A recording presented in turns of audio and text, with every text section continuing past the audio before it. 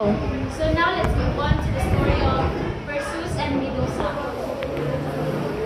Introduction. The story of Perseus begins with a prophecy that foretells that tragedy and fate. Perseus, a king of Greece, learns from an oracle that he will be killed by his own grandson.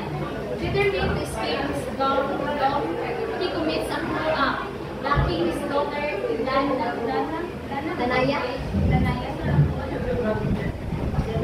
and her infant son, Perseus, in a chest and casting them into the sea. However, the gods intervene, guiding the chest safely to an island where a fisherman discovers them.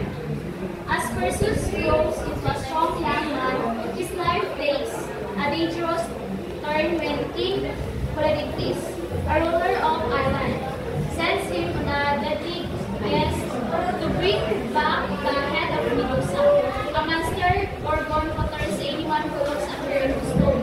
Perseus embarks on his perilous journey, aided by the divine gifts and his courage, overcoming incredible challenges and ultimately finding love and destiny. So the character, Perseus, the hero of the story, known for his bravery, intelligence, and loyalty. Dana, Perseus' mother and daughter of King Acrisius. King Acrisius, Perseus' grandfather, whose fear of prophecy drives him to commit heinous act.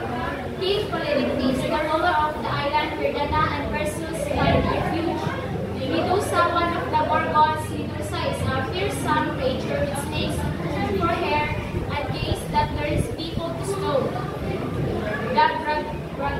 The three old women, mystical begins to share one eye and one tooth among them.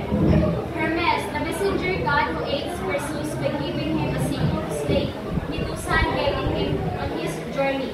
Athena, the goddess of wisdom who supports Perseus, lending him her shell to use as a mirror against Medusa's deadly gaze. Andromeda, a beautiful princess who Perseus rescues from a sea monster. She becomes his wife and symbol of his triumphant love. There was one, please read it. There was once. There was once a king in Greece who did a very cruel thing. An oracle had foretold him that he would kill by his own grandson. He was determined that this should not come to pass, so he tried to cheat the gods.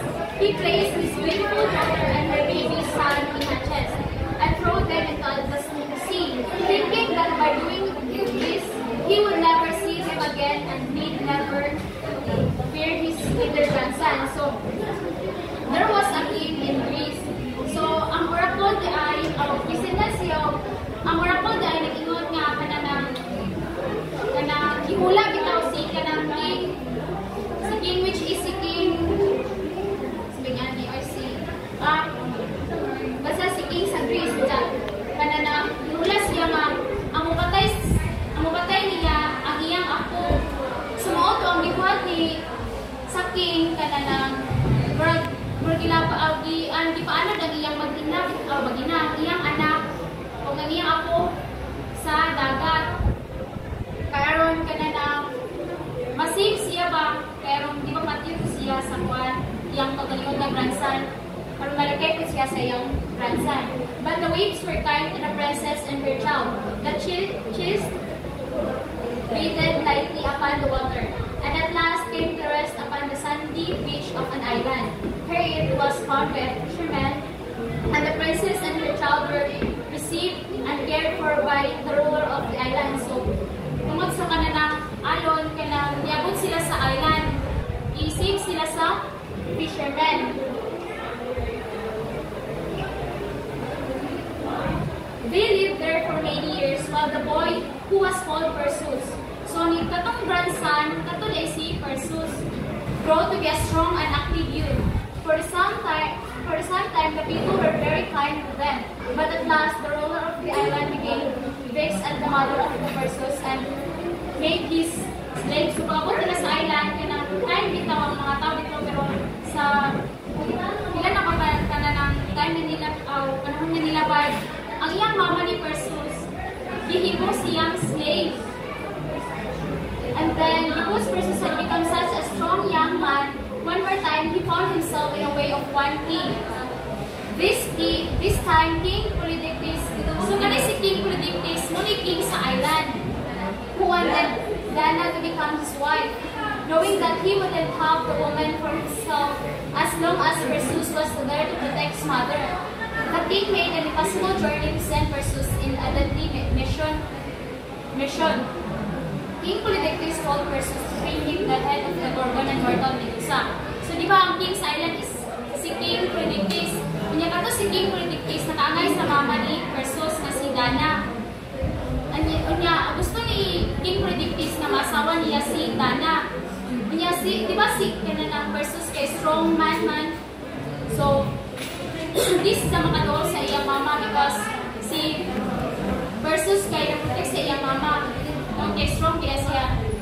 So mauto, para makuha niya ang mama ni Perseus kana na ikadaan niya ang vision si Perseus, which is kanang talon ang ulo ni Medusa.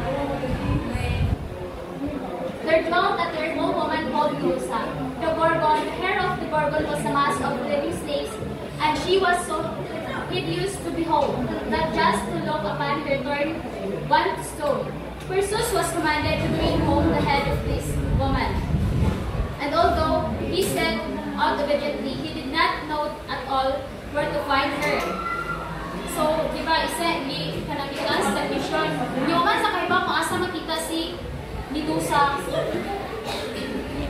But while he was wondering helplessly about the god Hermes and the goddess Athena came to his aid, and King had courage for his dreadful task.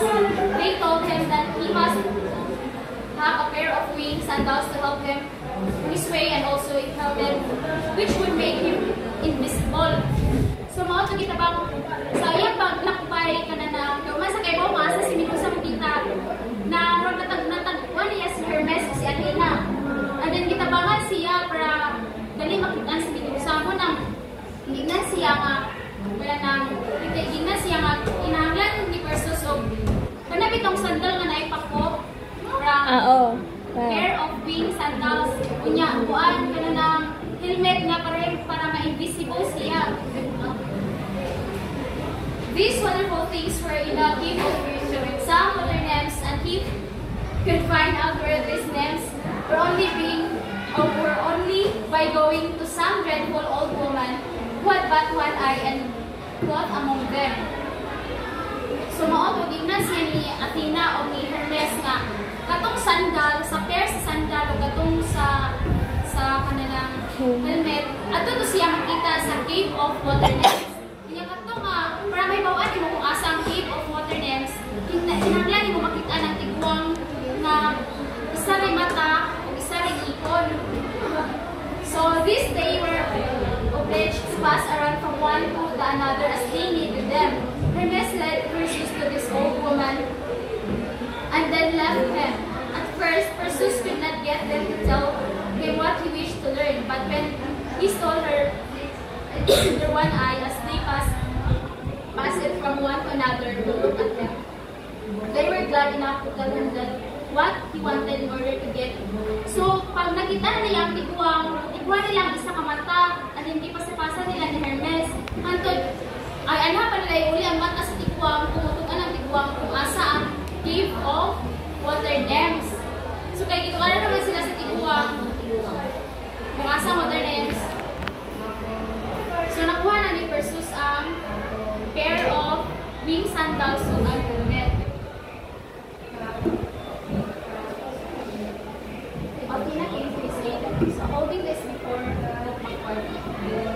So, pag nakuha na niya ang mata, pag nakuha na niya ang pair of wing o ang kananang helmet, gidong na niya dayong si Medusa. And then, nakita niya si Medusa sa cave nga nato. And then, kitagaan siya ni Athena o ng shelf bitaw na di ba ang shelf diba kay masaningan reflection o nga na kaya uputan ka once numutan ka ni Medusa mahimo mang stone. So mo to gigamit niya ang shelving.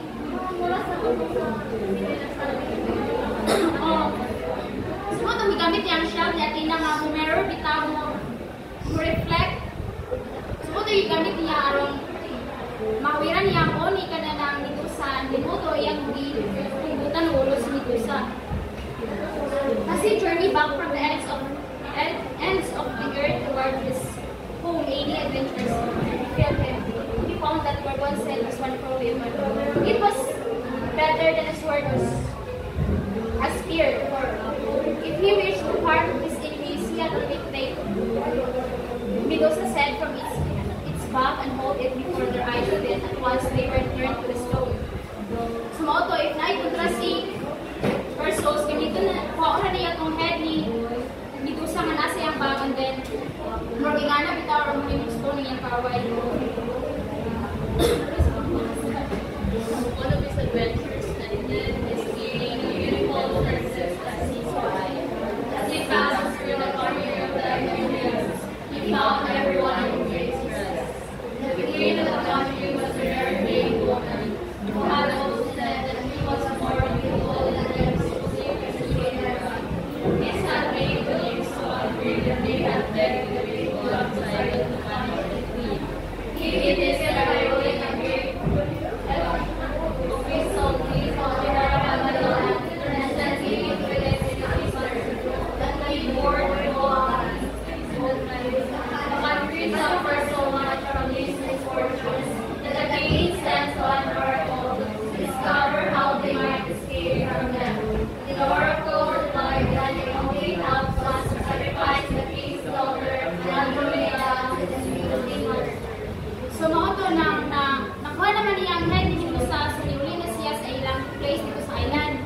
Well, kadong siya magmuli, nilabay siya sa country of the Ethiopians, which is naa siya dumina dito kapuyo sa Ethiopians. And then, kaning queen sa Ethiopians, kanang papa dito siya, trained woman. And then, nasuya ang mga nymphs nga napuyo sa sea nearby. So, mo to, ni nga na ang mga nymphs nga kananang ni-request sila ni Poseidon bitaw kay God of the Sea. The God of the Sea. Poseidon nga. Kanang condition, si queen, ito ko lagi siya kagwapa. And then, mo to, si Poseidon nag-send siya sa country of Ethiopians o kanang sea monster o mga strange man. And then, the king sent an oracle. So, mao to ka na ng ninga na ang katong ninga na ang king nga ka na ng ay ito na itong i-send nga ka ng mga sea monster, mga strange man, nagsuffer ang mga tao. Niya, dili gusto sa king. Ninga na ang king nga ka na dapat ka na bitang dili na magsuffer ang mga tao. Sumuto ninga na ang mga nymphs nga ialay ang katong ilang anak, which is si Andromeda. Nya, di ba masubot ang king niya si kanang Princess Andromeda, dili man po siya gusto nga mag-suffer ang ilang place. Sumuto siya na lang gidong sa dagat, and then nagtukot siya sa iyang kamutubuan chain. For a long time, the king refused to do this. Sumuto, this, di mo subot ang king. And then si Andromeda, di man masubot si Andromeda nga mag-suffer ang ilang mga tao dito nga place sa Ethiopians. Siya na lang nidong sa dagat o nagbangan sa ikamot ito sa stone. But before she had been harmed, Perseus passed that way. So nakita siya ni Perseus. And then kitabangan siya sa kapatay sa mga monster. Then they went together to his father. So motol, kitabangan siya ni Perseus na nakuli siya sa lugar nila at Andromeda. And then the people were glad enough to be rid of the monster and to have their beautiful princess back alive once more. But they did not wish to give her away again to this strange young man. So Perseus took her without their consent. So di ba si Perseus kay kanang gusto niya makita o gwapa ko niya masawa. So mo gikuha niya si Princess Andromeda na walay consent sa parents ni Andromeda. So mga to, when he came to his old home, so mga to, gidala ni King Perseus at Bida, and then pag uli nila, si King Perseus, uli sa old home ito nila, di ba katong, di ba, kana si Perseus, kikilapay mo na siyang lolo ko, pa ng iyang mama. Di balik siya dito sa lugar siyang lolo. And then this time, it was a man who had mistreated his mother, whom he turned to stone in his place as king of the fishermen. So as pauli din ni Perseus sa island ay kanana ang ilang mga kaaway kapag itong nagpahimong slave sa iyang mga himong niyang stone ang katong mga tao.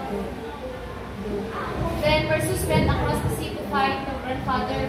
So nibalik siya sa place sa old home niya, which is sa katong labay dito sa dagat. King learned that his grandson had not been known after all, and that he was alive and coming to see him. He was more afraid than ever. Now he was sure that the oracle would come true and that this young man would kill him for what he had done so long ago, him and his mother. So he fled from his city and he hid himself.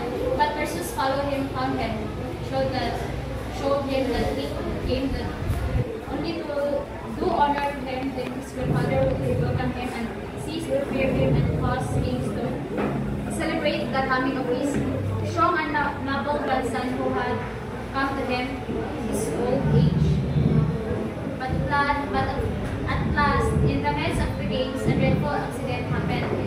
So pag uli niya sa karaan nga kananang sa old home nila, na di ba nagdiriwang sila ba, hindi nagpa-contest sila, o kanang buno-buno, o kanang taas siya mabakal bunuon. And then, accidentally na buno ni Perseus ang katong bakal na taas, and then naigo ang red ang sa iyang lolo. Di ba kato lang ni lolo kay, di ba gitag na to sa oracle nga, kanana, ang kabaliyong apo niya mo'y mapatay ra niya. So natinuod siya sa accidentally ra kita to. So natinuod ang gitag na sa oracle. So Perseus was so sorry for what he had done that he would not accept the throne of his grandfather. Kay told siya na patay si grandfather. Though the people wished him to do so, he exchanged this kingdom for another one where he could not always be reminded of what he had accidentally done, and there he lived happily with Andromeda. So napakalayo-layo siya. Si Perseus ay sa Andromeda tungkol kinapatay niya yung lolo, and then marajag nagmahay ba. So moral, be brave and smart. Perseus shows us that bravery alone is not enough to succeed. You need to think things through and use the resources you have wisely. And you can't escape fate. No matter how hard you try, you cannot run from your destiny. King Acrisius attempts to avoid the prophecy only made it to come true. So si King Acrisius, ito ay lolo ni Perseus dahil. Kindness goes a long way. Small acts of kindness like the fisherman helping Perseus and his mother can bring unexpected rewards. Gratitude and humility matter. Pride can be your downfall. Being too proud or boastful can have serious consequences. Doing the right things matters. The gods stood by Perseus because he acted with courage and fairness. Doing what's right will always lead to the best outcome in the end.